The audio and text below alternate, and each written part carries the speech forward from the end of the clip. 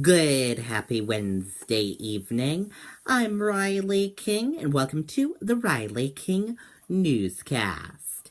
Let's get started. First up, Winchester Town Selectman killed in dump truck crash into home. Let's take a listen to this video from WMUR News 9.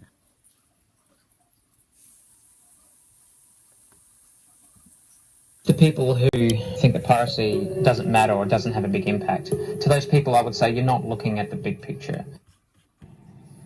Aaron, we are live outside the town hall here in Winchester, and as you can see, they have lowered their flag to half-staff. The 46-year-old victim was on the board of selectmen. Now let's show you some video of where this crash happened. Robert Lustek was driving a dump truck yesterday morning when he crashed into a home in western Massachusetts. The crash happened on Jacksonville Road in the town of Coleraine. Police say the home is on a sharp corner at the bottom of a steep hill, but the cause of the crash is still under investigation. Fire officials do say there's so much damage the home will likely be torn down. We are being told the home was abandoned, so thankfully no one else was hurt. Now, we just spoke to the chair of the Board of Selectmen here in town, who says the town is shocked to lose such an active member of the community. So many boards, I couldn't even stand here and list them all, but everybody in town loved Robert. Sounds like a really kind man. He was a very kind man, and his wife Gloria is an amazing woman, and the town is definitely in shock over it, and the town lost a good person. Certainly a very loved man here in Winchester. We'll be learning much more about Robert this afternoon, and we bring you those details tonight at 5 and 6. We are live in Winchester this noon. Kristen Carosa, WMUR News 9. Okay, and there you go on that report.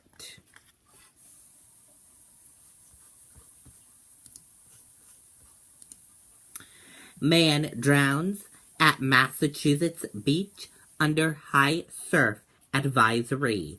Let's take a listen to this video from WCVB.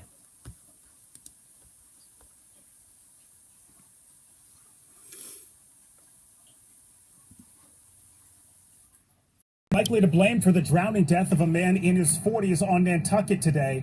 That danger is why you see absolutely no one in the water here at Horseneck Beach in Westport. No swimming, no surfing allowed here today.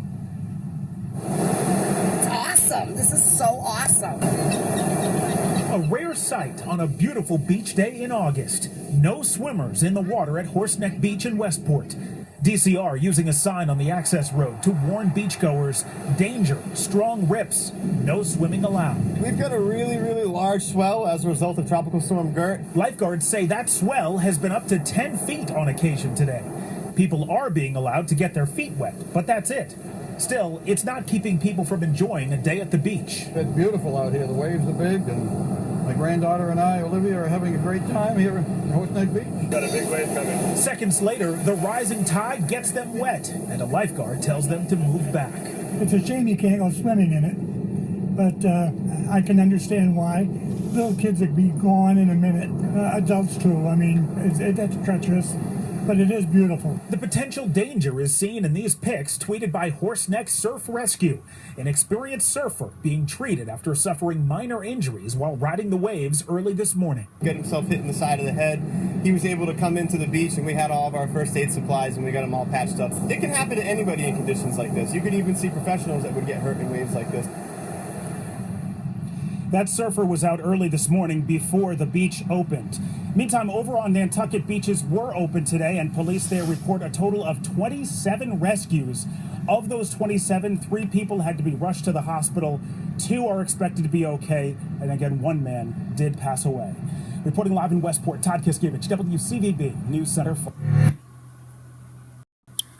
Okay, and there you go on that report.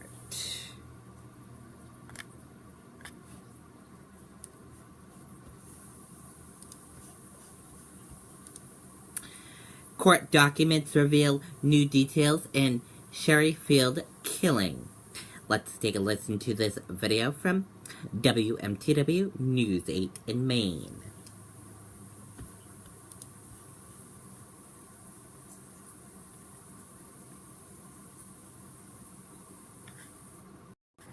Please, a 1% difference makes all the difference. That's why U.S. Cellular put towers where most others don't. Sadly, they're using a good enough network. Hello?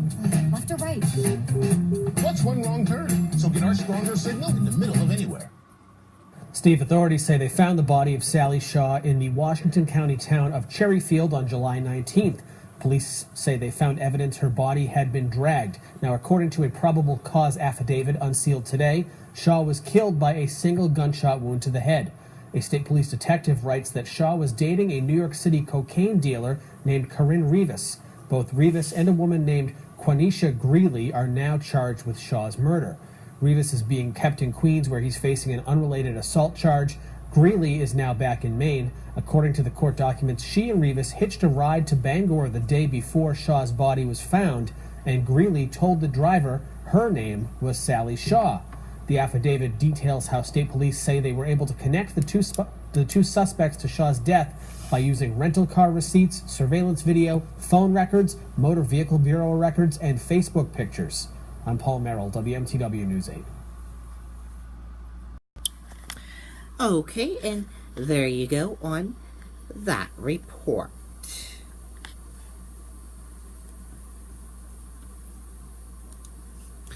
Now let's take a look at your stock market and see how your market's closed for this Wednesday evening on your hump day. And here's a look at the markets right now. Your Dow Jones Industrial Average closed in the green and went up. Your Nasdaq closed in the green and went up. S&P 500 index closed in the green and went up. CNBC IQ 100 closed in the green and went up. Gold closed in the green and went up. Oil closed in the red and went down.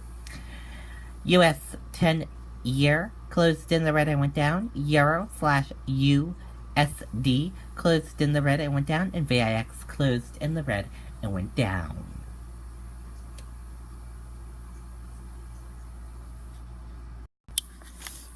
And that's a look at your stock market.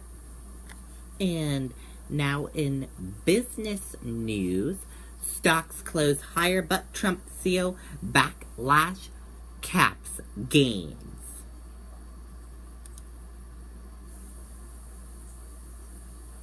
U.S. equities closed higher Wednesday, but backlash from the business community against President Donald Trump kept gains in check.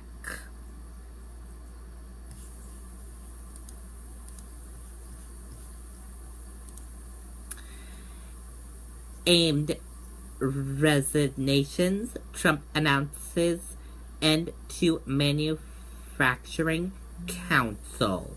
Let's take a listen to this video from ABC News.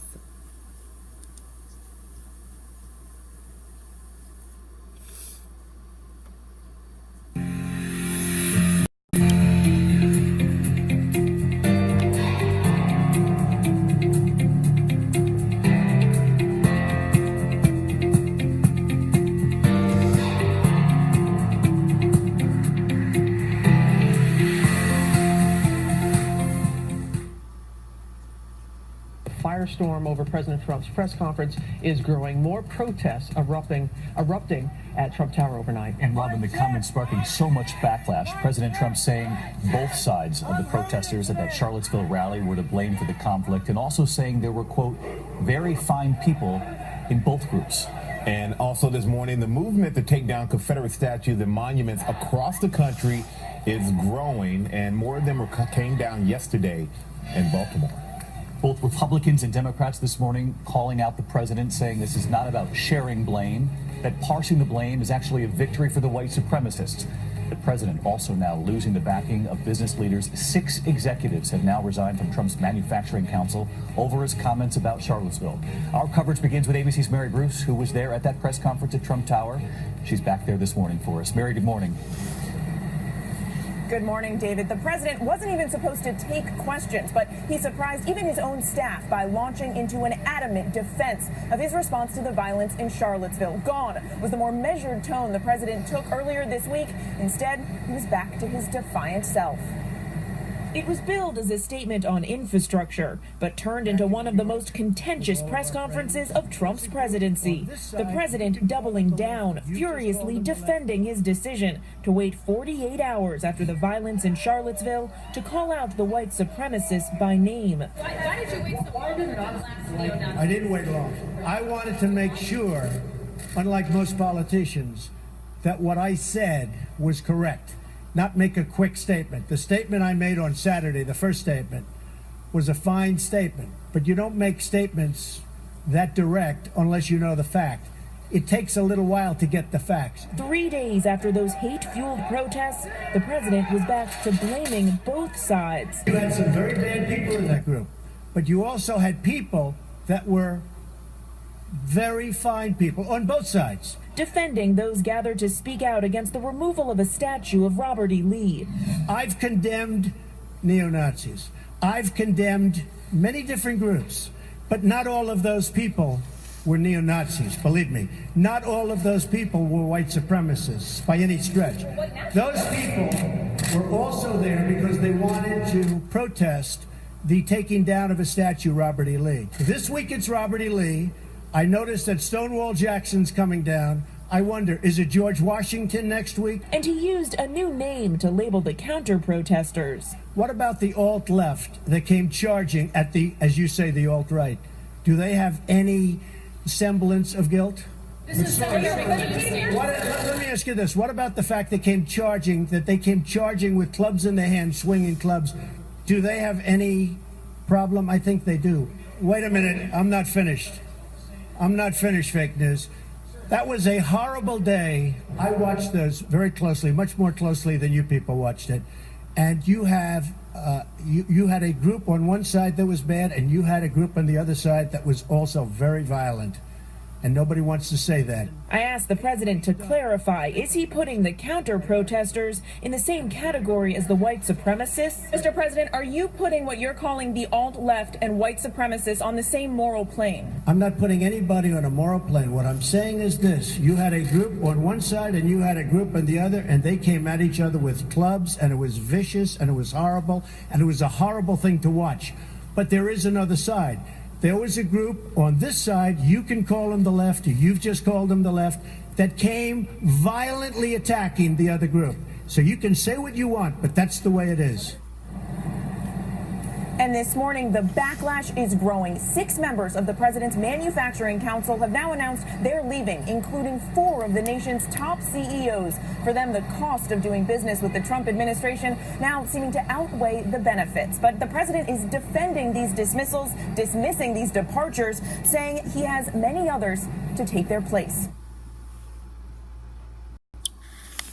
Okay, and there you go on that report. And that does it for the Riley King Newscast right here on the Riley King Network. I hope you all have a great rest of your Wednesday evening and see you back here tomorrow with more great news. Good night, everyone. Bye.